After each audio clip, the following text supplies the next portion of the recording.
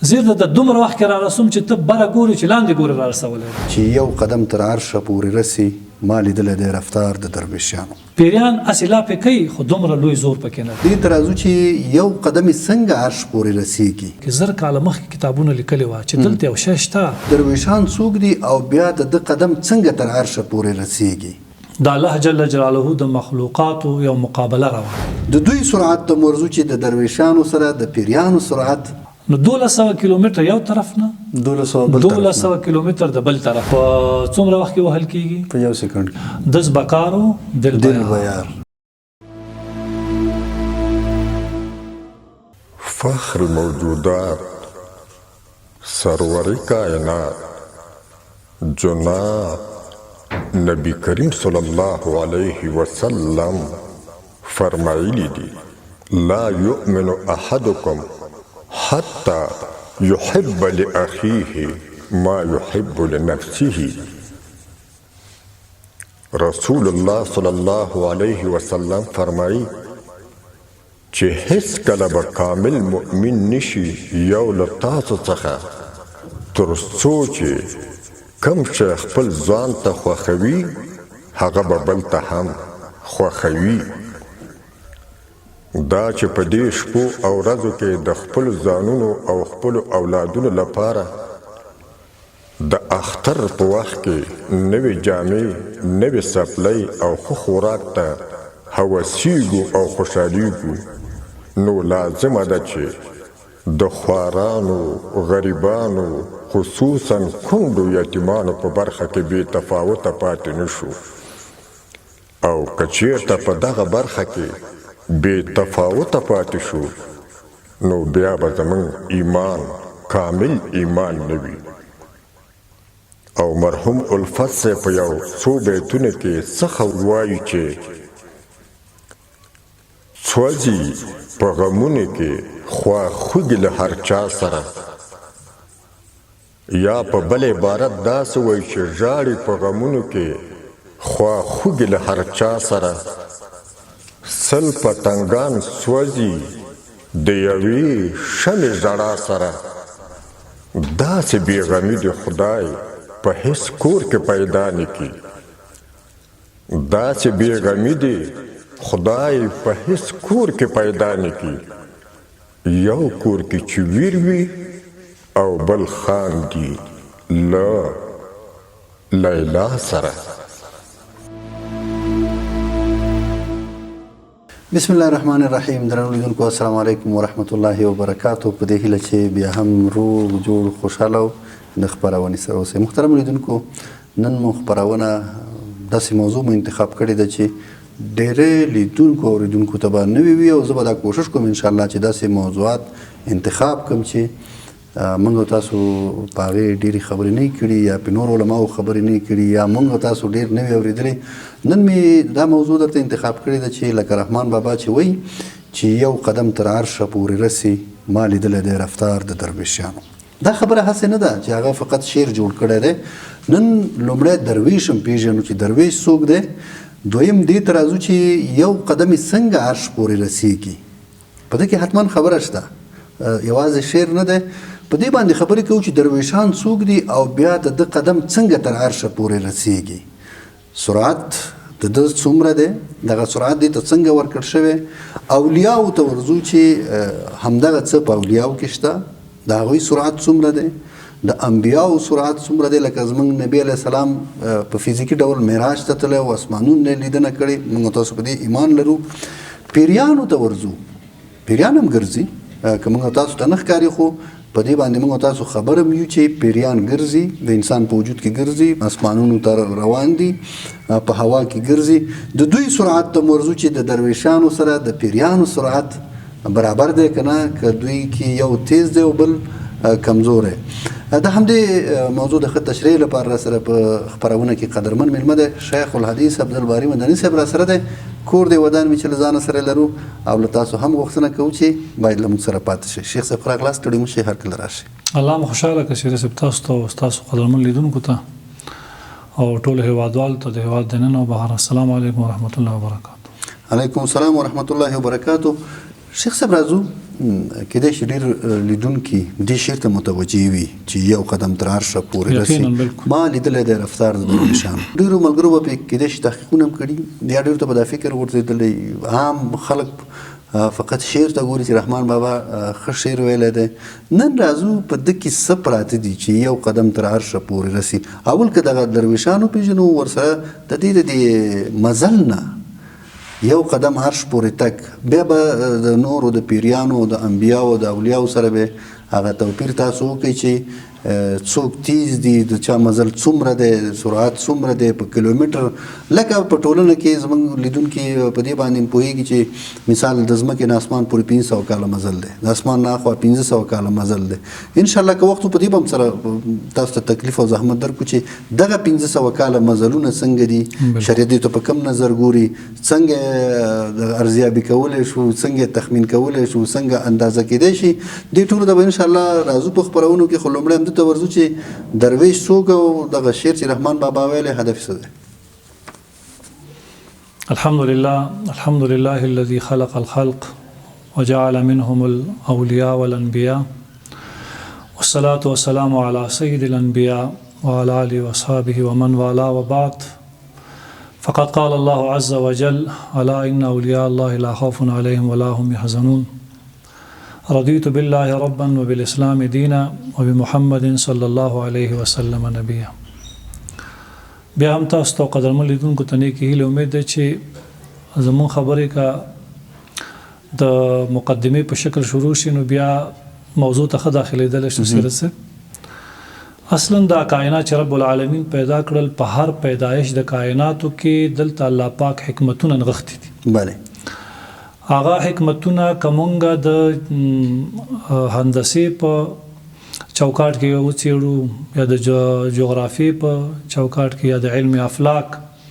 یا د سرعتونو، نو هر څه موږ په خپل مقدس کتاب کې پیدا کولی شو. بله، نو دا به زموږ سره په ذهن کې وي چې قرآن کریم نو تبیانا لکل شی، د هر شي پکې بیان دی چې هغې ته بشر ضرورت لري. بله، کومه خبره چې تاسو د عنوان په شکل ذکر کړله، دلته اصلا د الله جل جلاله د مخلوقاتو یو مقابله روانه ده. بله، یو مسابقه روانه ده چې الله جل جلاله په دې مخلوقاتو کې څومره حکمتونه ایښي تر څو پورې د مخلوق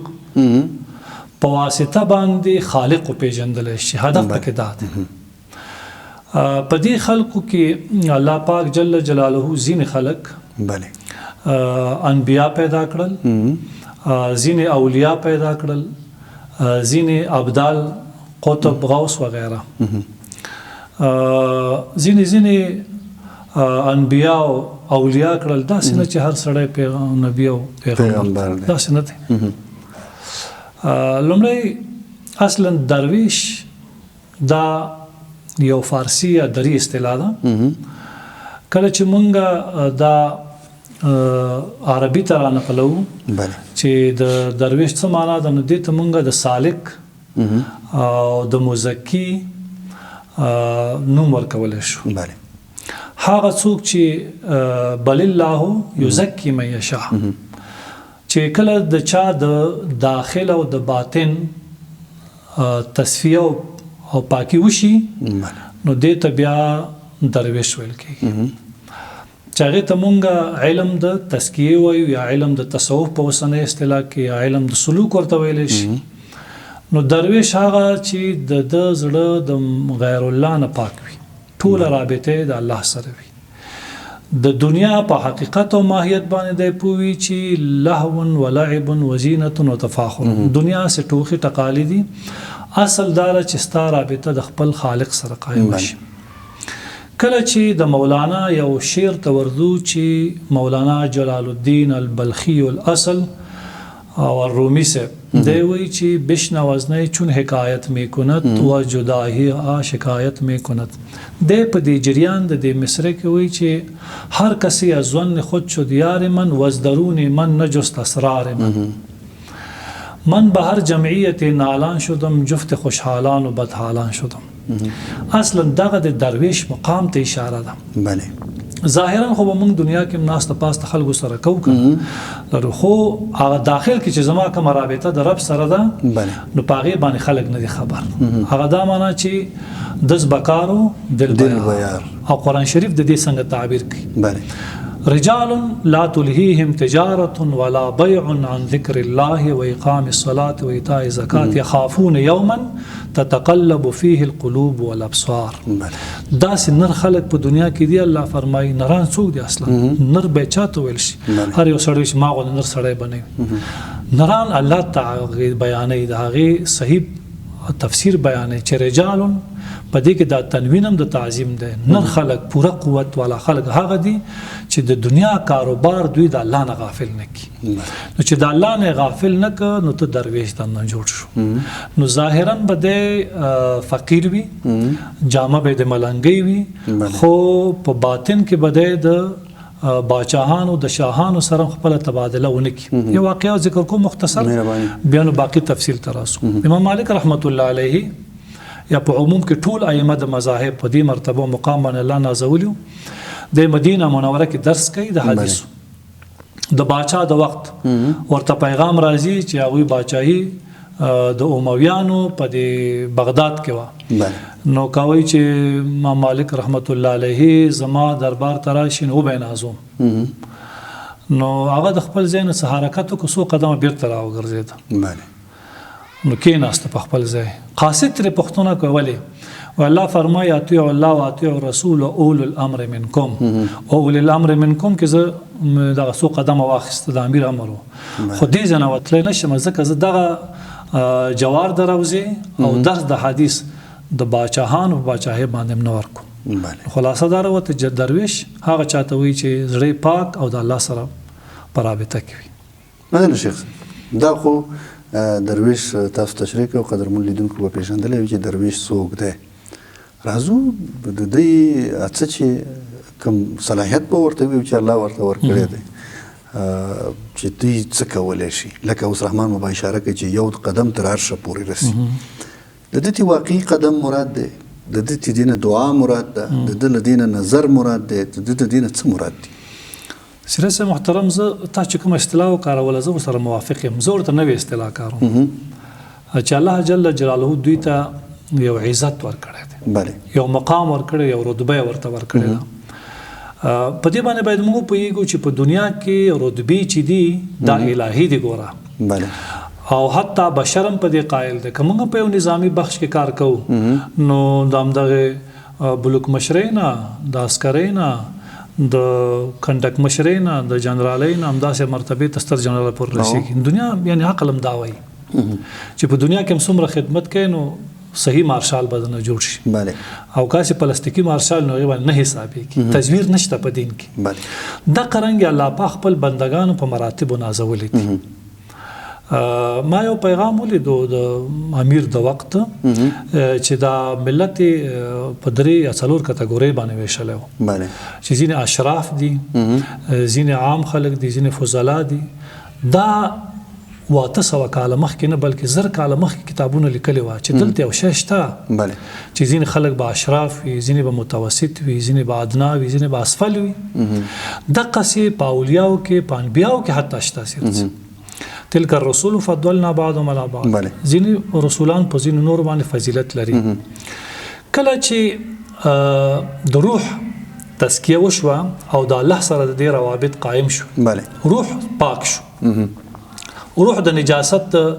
ورتی او د کند نه راووتو د عالم ارواح سره رابطه پیدا کړله الله پاک جل جلاله دته بیا سرعت د مکان سرعت د زمان او په آن واحد کې په څو مقامونو کې لیدل دا ممکن دي زه به په لومړی په همدې خبره وکړم او زمونږ خبرې کې باید وي مستند سیره اول په دې خبره کوو چې یو شی په آن واحد کې شی کاغه انسان وي که هر شی وي په څو مقامونو کې لیدلی شي که نه دا ممکن دی که نه دی دا ممکن دی که نه کچیرته موږ تعمق وکړو تبحر مو وي علمي او مطالعه مو دقیق وي هو یو شی په آن واحد کې په امکنو مختلفو کې قابل د رؤیت دی او دا قدرت الله ورکړی مثلا بغیر د اسبابو بغیر د اسباب ځکه په اسبابو خو مثال که تلویزیون وګورې په انې بغیر د واحد اسباب کې ټوله دنیا کې یو سړی ښکاري. یقینا زه تخنیک بحث نه راځم، زما بحث نه روحاني دی. بله زه همدغه چې فوق د اسباب خبره خارق العادت خبره. رسول الله صلی الله علیه وسلم چې د معراج نبی ته راوګرځېدو نو پوښتنه د دا و چې بیت المقدس موږ د تعریف موږ ته وښیه. بله نو دا د سحر وخت یعنی رڼا ده. همدغه وخت کې نبی کریم علیه السلام وی دغه بطحانه ده د مکې دشته، بیت المقدس مې دلته لیدو او ما د کړکۍ او د ستنو د دروازو شمار کولو. بله په همدغه وخت کې بیت المقدس کې هلته عبادت شروع یعنی لایف لیده لایف لیده او همدغه بیت المقدس چې دلته دی همداسې بیت المقدس عمل ته په خپل ځای دی چې خلک هلته عبادت کوي. دا نه ده چې هغې ځنه راوړل شو دلته کېښودلی شو، دا نه دی. همدلته بیت المقدس دی، همدلته مقدس که هم فهمه ووایو دا ځمکې ورته نږدې کړه، داسې موږ نه یو قایل سیاسي. او اصلا دا ده چې بیت المقدس دلته الله ورته وښودو، هغه بیت المقدس هلته مو نږدې کول دا معنی چې هغه بیت المقدس ورته راوړو. نه، داسې تاریخ نه ده ثابته کړې چې بیت المقدس د خپل ځای نه ورک شوی وي، دلته د راغلی وي، داسې نه ده. همدغه تاریخ کې چې دلته د بیت المقدس کې نبی علیه السلام تشریح کې هلته پکې مونځ شروع دی. بل تو بیت المقدس دی، زما دلیل دلته دی چې یو بیت المقدس په آن واحد کې دوه ځایونو کې قابل د رؤیت دی. ورځو بل مثال ته واضح تر بخاری شریف مشهور کتاب دی، زمونږ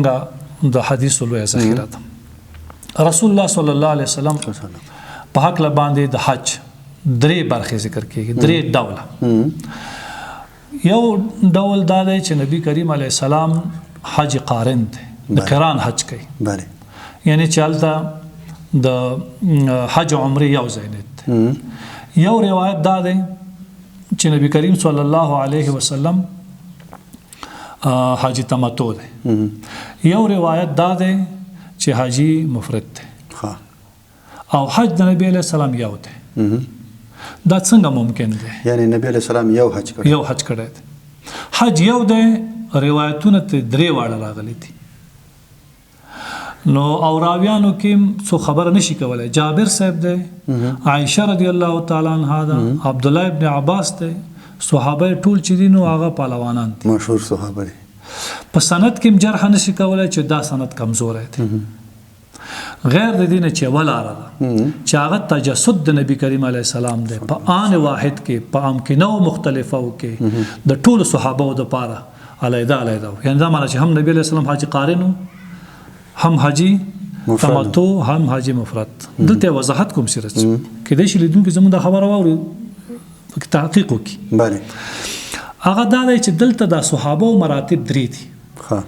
یو هغه صحابه دي چې هغوی مرتبه ډیره اعلی د ولایت ده، یو توسط د ولایت دی، یو ادنا د ولایت دی. کوم صحابه چې په مرتبه د اعلی ولایت کې چې هغه کې صدیق اکبر دی او عشره مبشره دي، هغوی وایي چې نبی علیه السلام حاجي قارن. صحیح ده. هغه صحابه چې په توسط کې دي دا هغوی وایي چې پیغمبر اسلام حاجي تمتع، او هغه چې وایي چې کته مرتبه کې دي هغوی په هغوی وایي چې حاجي افراد. درې واړه خبرې صحیح دي. اصلا دا و چې نبی علیه السلام په همدغه یو وخت کې په درې حالتونو کې الله جل جلاله متجسد کو چې په حدیث باندې نه جرح کېږي او نه بل د تطبیق لاره شته. د دې نه بل وضاحت کوم هغه دا چې نبی کریم علیه السلام د کسوف لمونځ کوي. په دې کې لږ ذره تحقیق پکار دی. د لمر نیونه د نبی کریم علیه السلام په زمانه کې یو ځل شوې ده. دا اتفاق دی د ټولو محدثینو مورخینو. په ابو داود شریف کې په صحیح سندون سره کله چې دی باب دی باب صلات الکسوف، په هغې کې راویان دي احمد بن حنبل چې هغه د په جرح او تعدیل کې معلم دی او صاحب د مذهب هم دی او محدث هم دی. دیم روایت کوي، مور بیبي عایشه رضی الله تعالی عنها هم روایت کوي او داسې نور صحابه چې دلته هم ټول تکه صحابه دي. هغه وایي چې نبی کریم صلی الله علیه وسلم چې لمونځ وکړو په دې مانځه کې دوه رکوګانې وکړې، په هر رکعت کې دوه رکوع وې.